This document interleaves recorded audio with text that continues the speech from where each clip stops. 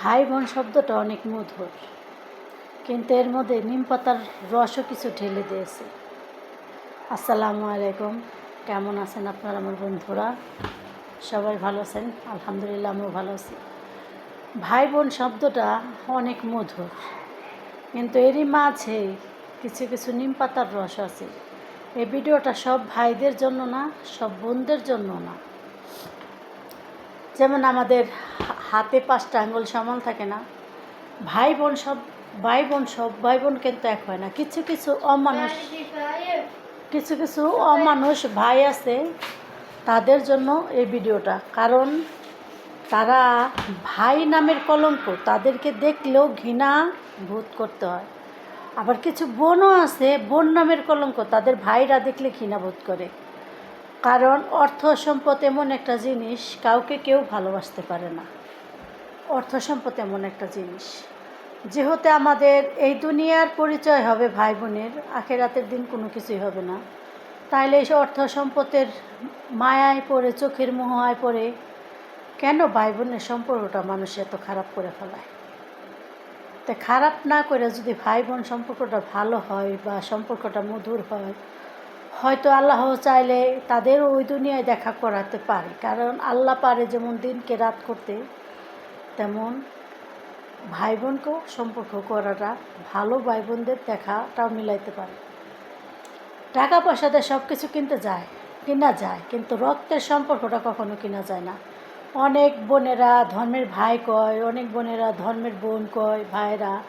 কিন্তু ধর্মের ভাই বোনের মধ্যে ফারাক এতটুকুই থাকে, তাদের দিতে পারলে ভালো, আর না দিতে পারলে ভালো না।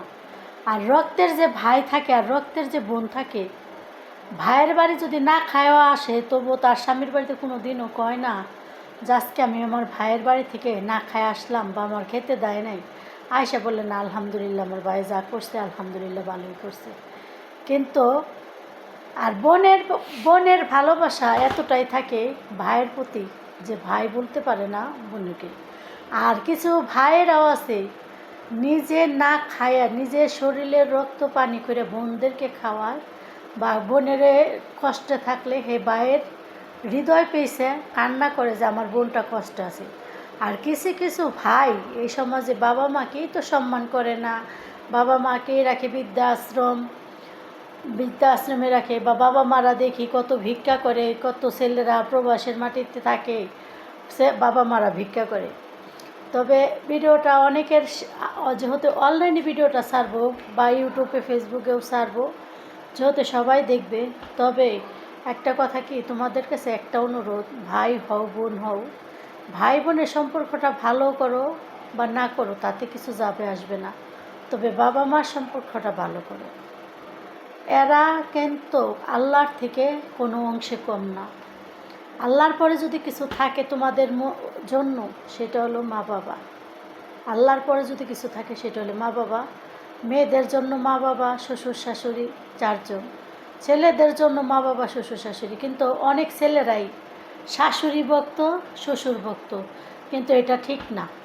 এটা ঠিক না। তোমাকে যে 10 মাস 10 দিন পেটে ধারণ করেছে, গর্ভে ধারণ করেছে, যে তোমাকে আলো বাতাস দুনিয়া সব কিছু দেখাইছে, সে ভাইদেরকে বলছি, তোমরা মা বাবার সেবা না করে শ্বশুর শাশুড়ির সেবা করলে কখনোই পাবে না।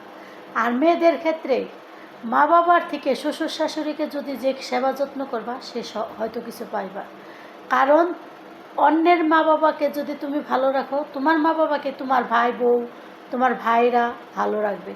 আর যদি তুমি তারা না রাখো, তাহলে কখনোই তোমার মা বাবাকে তোমার ভাইরা ভালোবাসতে পারবে না, ভাই বোরা পারবে না। কারণ তুমি যেমন ভাবো সে পরের মা, তা তোমার মাকেও সে পরের মা ভাববে।